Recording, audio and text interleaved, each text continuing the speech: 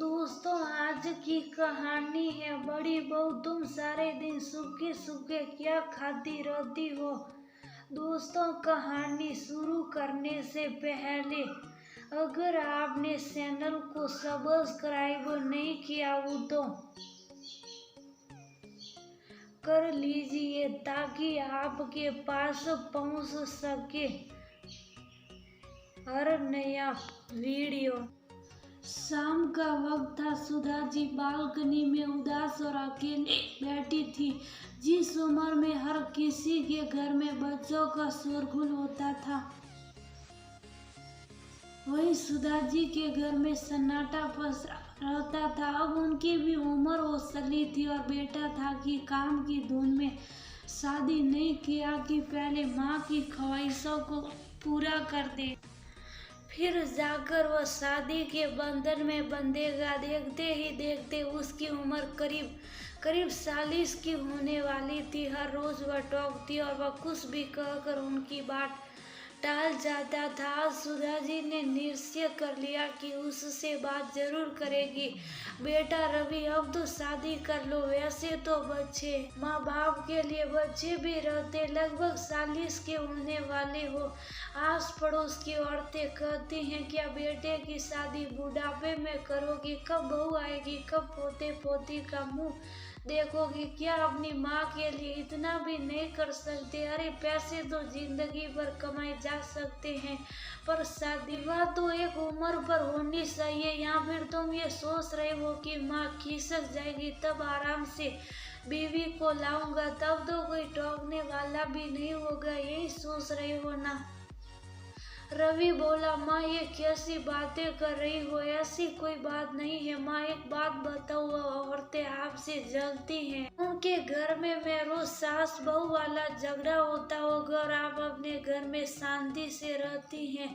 ये बात उसे देखी नहीं जा रही, इसलिए वह आपसे ऐसा कहती हैं। सुधा जी बोली, बातें मत बना। कब तू शादी करोगे? कब तुम्हारे बच्चे होंगे? क्या कभी सोचा है? अरे हर चीज वक्त पे अच्छा लगता। रवि बोला, माँ जिस दिन मन के मुताबिक कोई लड़की मिल जाएगी जो मेरी और आपकी देखभाल हमें अपना समझ कर करेगी, उस दिन मैं विवाह जरूर करूँगा। बस इंतजार कर रहा हूँ कि कब वह ऊपर वाला मेरी प्रार्थना सुनता है।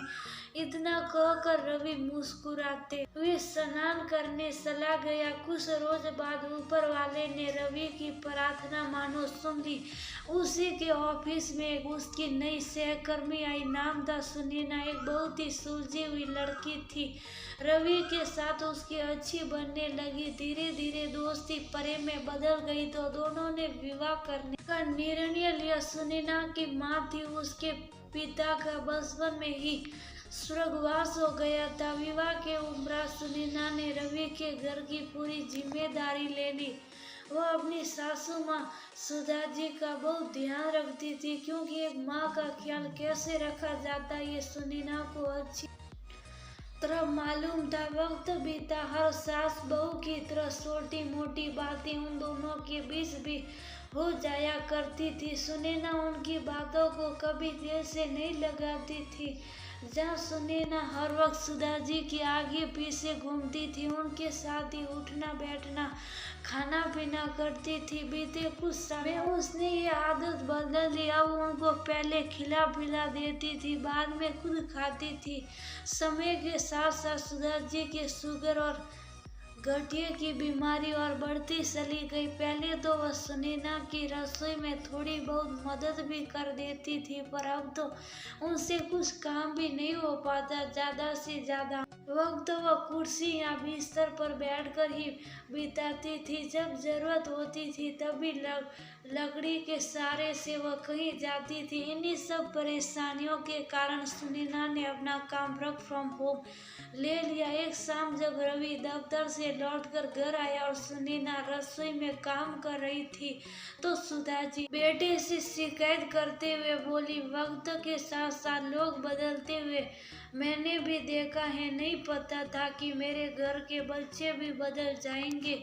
रवि मुस्कुराता हुआ बोला, क्या बात है माँ, क्या मुझसे नाराज हो या अपनी बहू से, क्योंकि आप घुमा फिरा कर बातें कर रही हो। सुधा जी बोली, बेटा तुम ये मत समझना कि मैं तुम्हारी पत्नी की शिकायत कर रही। जब बहू नई नई आई थी, मेरे साथ कितना वक्त बिताती थी, दिन रात मेरे पीछे पीछे घूमती रहती थी, और जब से मैं बीमार क्या पड़ी, बहू ने तो अपना रास्ता ही बदल लिया। अब ना तो मेरे साथ खाना खाती है, ना मेरे साथ चाय पीती है। हाँ, सेवा में कोई कमी नहीं रखती, परंतु चाय मुझसे दूर बैठकर पीती हैं। हो सकता है अपने लिए मसाले वाली चाय बनाती होगी, जिसमें खूब सारा दूध डालती होगी, और मेरे लिए पानी मिलाकर चाय, और वो भी फीकी पकड़ा देती हैं।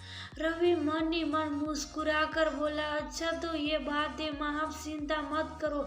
सुनैना की हिम्मत कैसे हुई मेरी माँ को फीकी चाय पिलाने की। मैं उसकी अभी क्लास लेता हूँ, छोड़ूंगा नहीं उसे। बेटे के मुंह से ये बात सुनकर सुधा जी को छोटे बच्चों की तरह राहत मिली थोड़ी, और वह इंतजार करने कि अब बेटा बहू से क्या कहेगा। अगले दिन रवि सुनैना से बोली, पहले तो माँ के साथ ज्यादा वक्त भी जाती थी, अब देख रहा हूँ पहले माँ को खिला लेती हो या चाय देती हो, और खुद कहीं दूर जाकर बैठकर चाय पीती हो। ऐसा क्यों? सुनैना सब समझ गई। वो मुस्कुराकर बोली, मम्मी जी को शुगर की प्रॉब्लम हो गई है, अगर उनके सामने मैं मीठी चाय पी लूंगी तो उन्हें बुरा लगेगा, और आप जानते हैं उन्हें मीठा कितना पसंद है, इसलिए मैं उनको चाय बिस्कुट देकर दूर जाकर चाय पीती हूँ। रसोई में कौन सी चीज कहाँ रहती है, ये सुधा जी को बहुत अच्छी तरह से पता था। हाँ, वह बात अलग है कि सुधा जी का अब रसोई में नाता टूट गया था, तो वह सुधा जी फोन पर अपनी दूर की ननद कमला जी से बात कर रही थी। तभी, मम्मी जी ये रही आपकी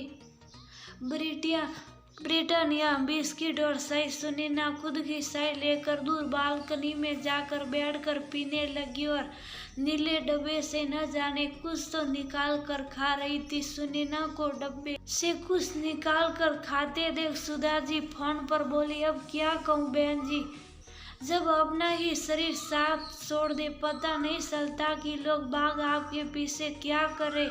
ये बहू मुझसे छुपा कर क्या ही खाती रहती है, मैंने चलना फिरना क्या छोड़ दिया, इसी बात को ये फायदा उठा रही, कुछ अच्छा खा रही होगी तभी तो मुझसे छुपा कर और दूर बैठकर खा रही। कमला जी बोली, अरे भाभी थोड़ा देखने की कोशिश तो करो कि क्या खा रही। सुधा जी बोली, ये मुई बुढ़ापे की आंखें भी तो धोखा दे जाती है, जिससे साफ साफ कुछ दिख भी तो फिर भी मैं पता लगाने की कोशिश करूंगी, और जब भी पता लगेगा आपको फोन करूंगी। अब रखती हूँ, कहीं वह कुछ सुन ना ले। इतना क्या करना, मैं फोन रख दिया। रात गई बात गई, पर नहीं, सुधा जी के दिमाग में वही बातें चल रही थी, तो नींद भी नहीं आ रही थी। वो सोची, छोड़ो मुझे क्या करना, मुझे तो सब कुछ समय पर मिल ही जाता, पर अगले ही पल सोची ऐसे कैसे छोड़ दूं, आखिर पता तो चले कि उस नीले डब्बे में रखा क्या। अगली सुबह जब सब सो रहे थे, तो सुधा जी लकड़ी के सहारे से धीरे धीरे देखती हुई रसोई में गई और इधर उधर देखने लगी। मन ही मन बुदबुदा रही थी, कौन सा डब्बा था। हाँ, ये नीले रंग का डब्बा था, आखिरकार मिल ही गया। और ये बहू भी ना इतना ऊपर क्यों रखी है, अब ये कैसे पहुंची, तो हाथ ही नहीं आ रहा। जैसे तैसे उन्होंने रसोई के प्लेटफार्म का सहारा लिया और अपनी सड़ी उस डब्बे को इधर उधर उस खिसकाने की कोशिश की, और डब्बा धड़ाम से नीचे आ गिरा। धड़ाम!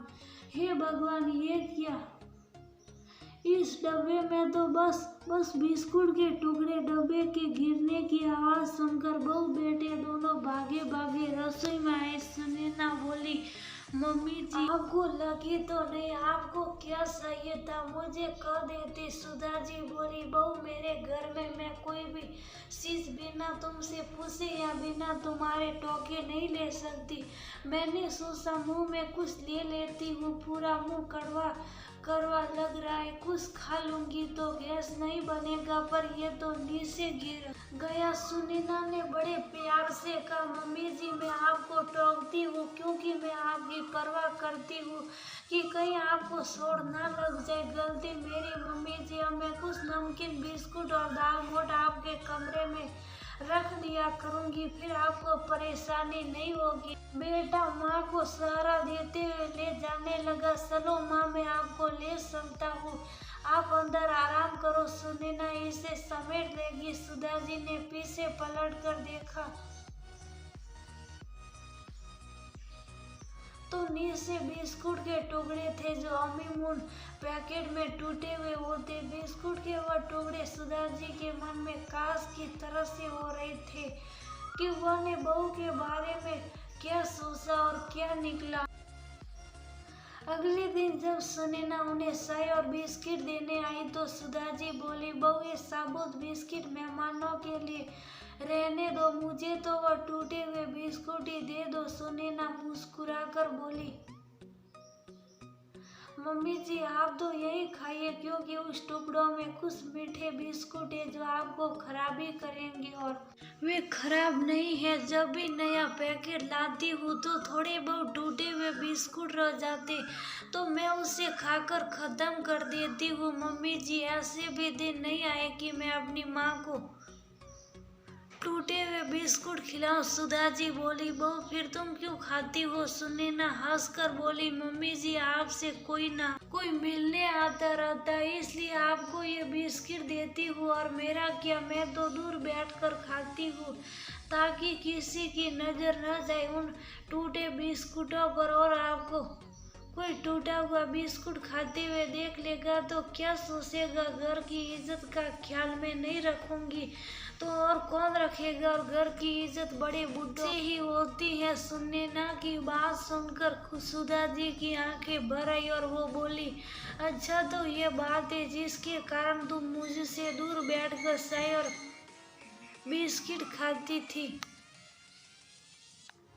मेरी बूढ़ी और पुरानी सोच न जाने में क्या क्या सोचने लगी थी। सुनैना बोली, क्या सोच रही थी? सुधा जी बोली, मैं सोच रही थी अभी साल 2 साल नहीं हुए और मेरी बहू बदल गई। सुनैना बोली, नहीं मम्मी जी मैं ना तो आपके लिए बदलूंगी ना अपनी माँ के लिए, क्योंकि मेरे लिए पूरी दुनिया माँ से ही है। मायके में पिता का सुख नहीं है और ससुराल में ससुर जी का, तो अगर मैं आप लोगों के लिए बदल जाऊंगी तो मेरी तो दुनिया ही खत्म हो जाएगी, और खुदा न खास्ता आपका बेटा अगर बदल गया तो सोचिए मेरी क्या हालत होगी। इतना कहकर हंसते हुए सुनैना दूसरे काम करने चली गई। बहू को जाते सुधा जी ने सोचा, मैंने क्या सोचा था और मेरी बहू क्या निकली। इतना ख्याल तो कोई बेटी अपनी माँ का रखती है, और मैं बुद्धू जो अपनी बहू की शिकायत दूसरों के पास करती। लानत है मेरी सोच पर। शाम में जब कमला जी का फोन आया तब सुधा जी ने सारी बात बताई और उन्हें बड़ा पछतावा हुआ। कमला जी बोली, भाभी आप भी हद करती हैं। एक की बहू खराब हुई तो जरूरी नहीं कि दूसरे की भी बहू खराब होगी। एक बार देख तो लिया करो। वह दिन था और आज का दिन जब भी सुनैना उनसे दूर बैठकर कुछ खाती तो सुधा जी के मन में कभी